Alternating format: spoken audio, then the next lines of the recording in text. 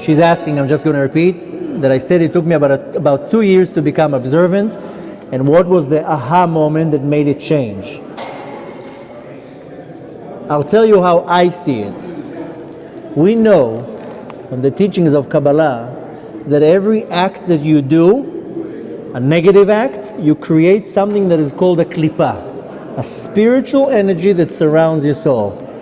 Klipa in English is a peel. The same way that an orange has a peel, the peel is not edible. It protects the fruit, it covers the fruit. It's nothing. You peel it and you throw it to the garbage. There's nothing good in it.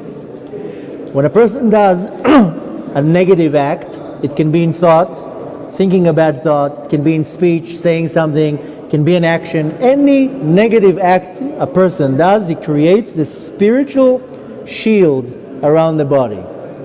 Now if a person does 1,000 of them, then you have a lot of layers, these klipot, these shells. Now then a person says, you know what, I want to change my life, I want to become a better person. Now he has to start peeling these shells, breaking them. Now a person suddenly gets this aha moment. He goes to a lecture, he goes to something, wow, I like it. He touches the soul, he gets some air. What happens to the soul? When the soul is in the body and it's covered with all these klipot, with all these shields, with all these peels, the soul gets, the light of the soul is diminished. Take now a light, then put a lampshade on it, you diminish the light. Now take a towel, throw it on the lampshade, you diminish the light even more. Now take a blanket, put it on it, you diminish the light. At some point there's no light. That's what happens to the soul when a person repeatedly does negative things.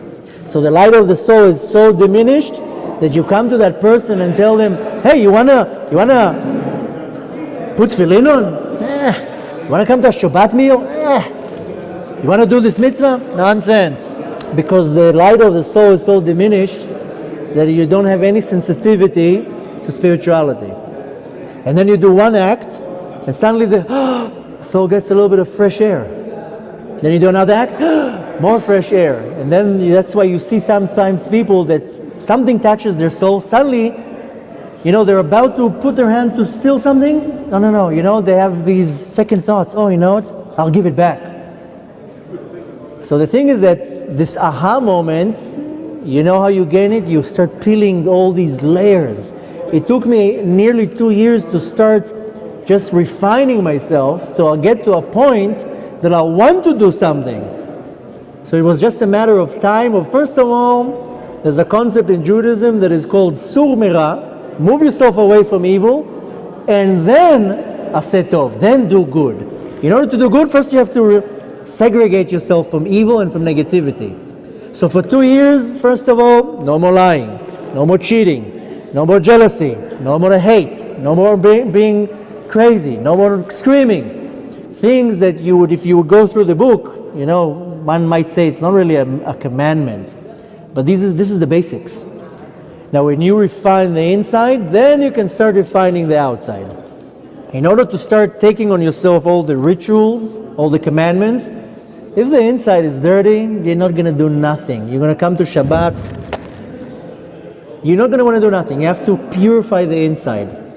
And the problem is that most people, they'll not agree with you, but most people, if they look at the mirror, we lie a lot, we're not honest, we're not truthful, we curse, we're jealous from somebody. Why? Why are you jealous?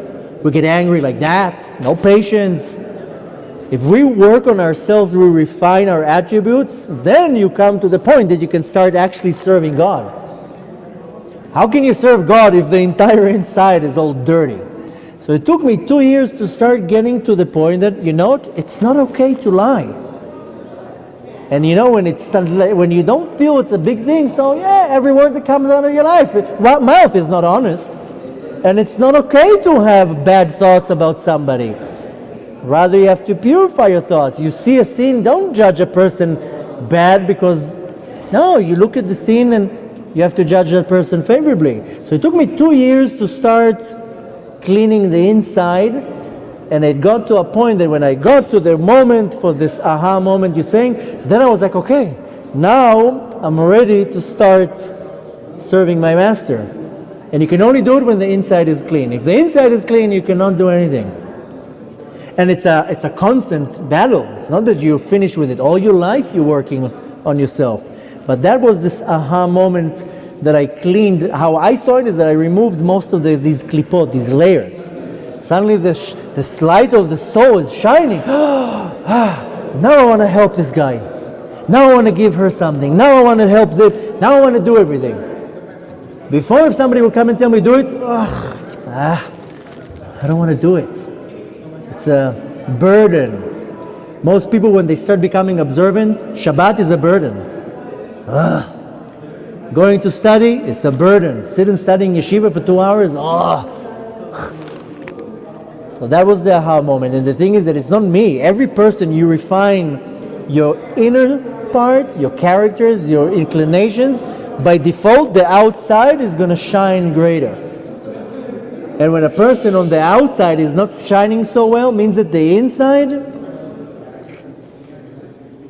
And the thing is that we have an element that stops us, and that element is called ego. And when I have an ego, nothing's wrong with me. I'm good. She's wrong. I'm good. So if I want to move one step forward, I have to move my ego. That's why the great sages, the great people, they have no ego. They're nothing. I'm humble. Why did Moses, the greatest prophet ever, he was such a great prophet, he had no ego. He was humble. Abraham says, I'm like dust. I'm nothing. Whenever I'm nothing, it means everybody else is better. That's when I'm starting to become a vessel that can start getting God's light. Whenever I'm an entity and I'm an ego, I'm nothing, then nothing will penetrate. So every person can purify the inside to get to a point that suddenly, I want to keep Shabbat. I want to observe it. It's beautiful. I want to keep the little laws. I want to do it. I see the truth in it. When your eyes are covered with a shield, you don't see nothing. And our acts and our talks and our thoughts, they put a shield on our eyes, so we see the lie of the reality. We don't see the reality. Everybody has the ability, like what you said. We have the ability to refine ourselves.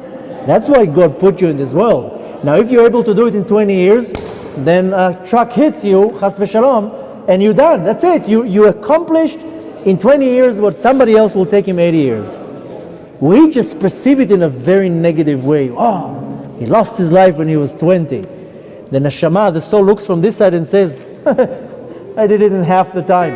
I don't have to be here.